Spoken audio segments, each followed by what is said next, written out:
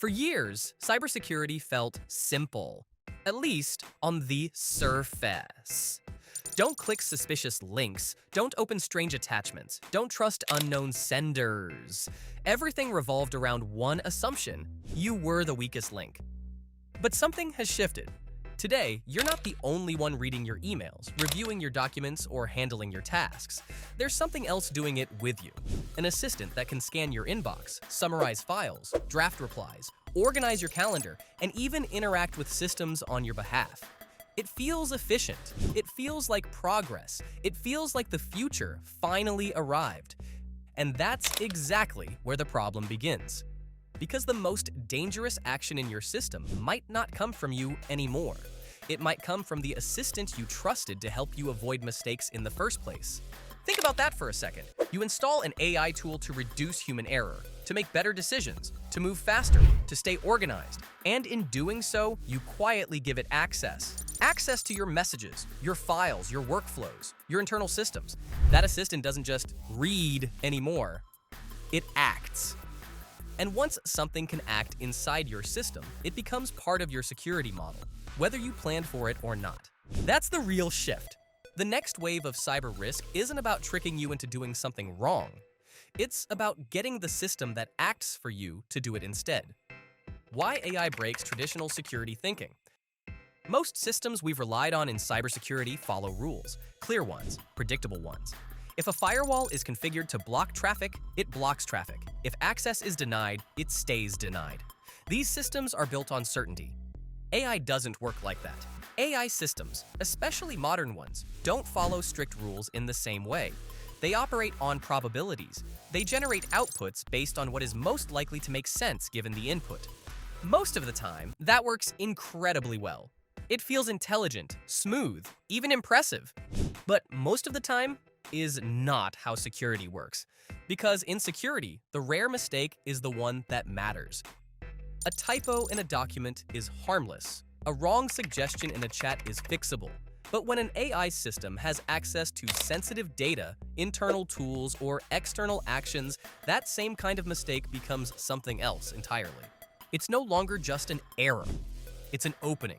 And that's the tension at the center of this shift.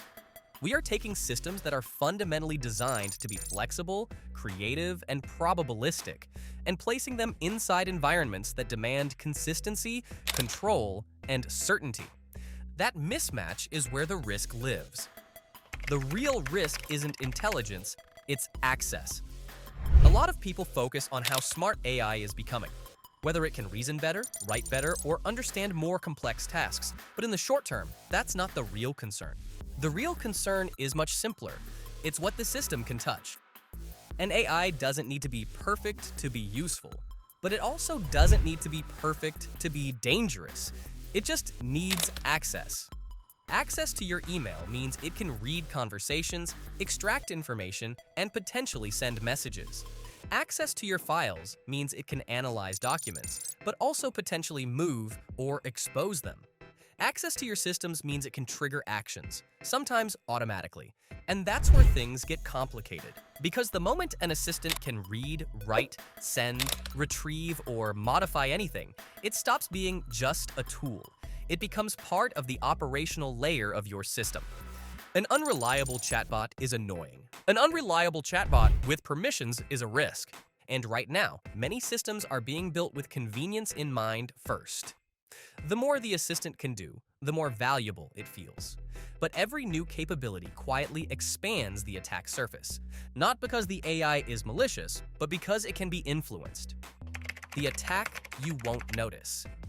When people imagine cyber attacks, they often picture something aggressive: a breach, a hack, a forced entry into a system. But with AI assistants, the attack can look very different.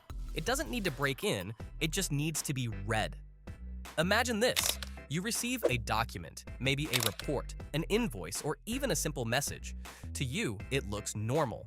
But your AI assistant also processes it. It scans it, summarizes it, extracts key information. Hidden inside that content could be instructions, not for you, but for the system reading it. The assistant doesn't see text the same way you do. It interprets patterns, context, and intent. And if those hidden instructions are crafted carefully, they can influence what the assistant does next. Now, scale that idea. A support ticket, a shared file, a web page, a PDF, an email thread, a note in a collaboration tool. Anywhere content can be processed, instructions can be embedded. You don't have to be tricked directly. The system acting on your behalf does, and that's what makes this type of risk so subtle. Nothing looks obviously broken, there's no alarm, no obvious breach, just a system following what it believes are valid instructions, in a context it doesn't fully understand. If you're finding this useful, take a second to like the video and subscribe. I break down complex tech shifts like this so you can understand what actually matters before it becomes a real problem. Why better AI won't fully solve this? There's a common assumption that this problem will fade as AI gets better. That with more training, more safeguards, and more advanced models, these risks will disappear. But that's not how this works. Improvement reduces frequency. It doesn't eliminate possibility. Even if a system performs correctly 99.99% of the time, that remaining fraction still exists. And when a system operates at scale, processing thousands or millions of interactions, that fraction becomes real, repeatable, and exploitable. Attackers don't need consistent success. They need one path that works. And once that path is found, it can be reused, refined, and scaled. That's the challenge. You're not defending against average behavior. You're defending against edge cases, rare scenarios where the system behaves in an unexpected way. And those edge cases are exactly where creative attackers operate. So while better AI absolutely helps, it cannot be the only line of defense. Because the system itself is not designed to guarantee perfect compliance under every possible input. And in security, almost always correct is still not enough.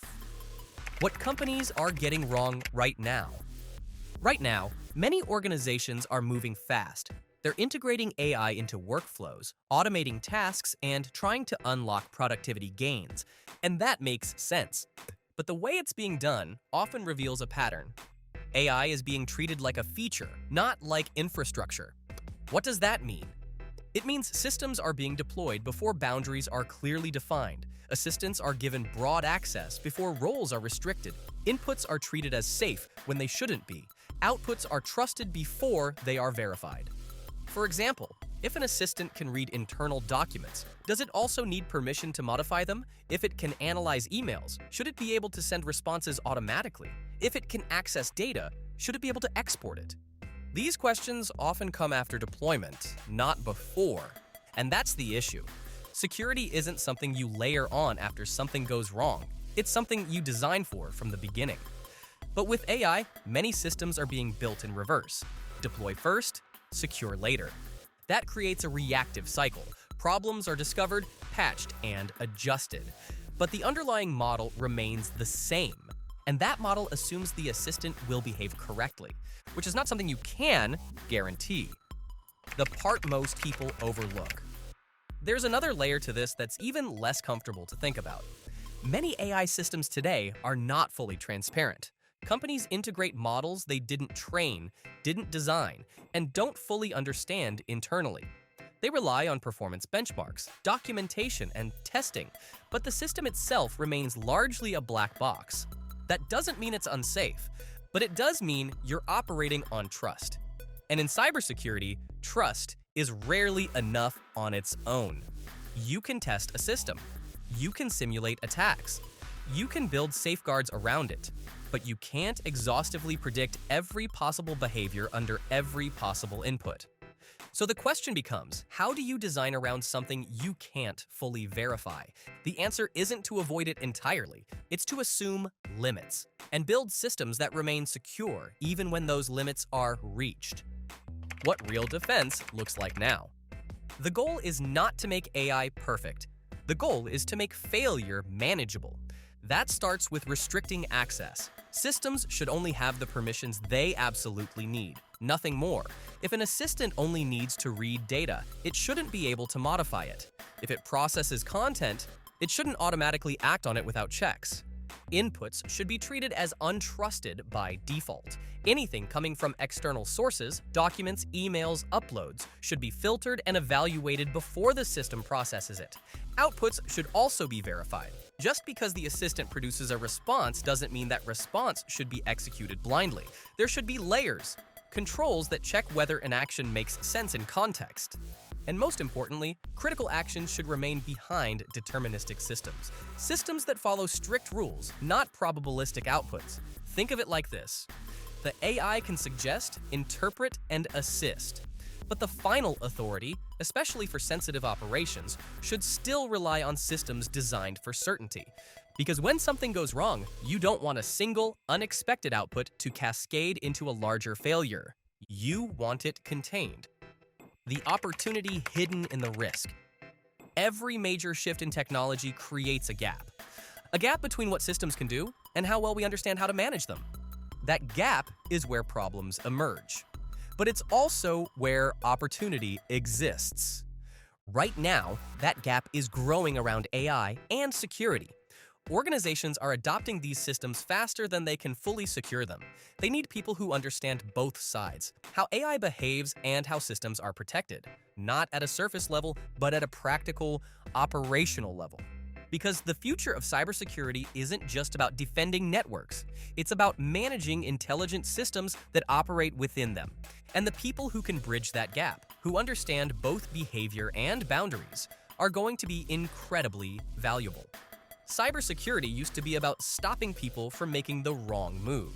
Now it's also about stopping systems from making the wrong decision. And as AI gets more access, the real danger is not just what it knows, but what it's allowed to do. In the next one, this gets even more unsettling.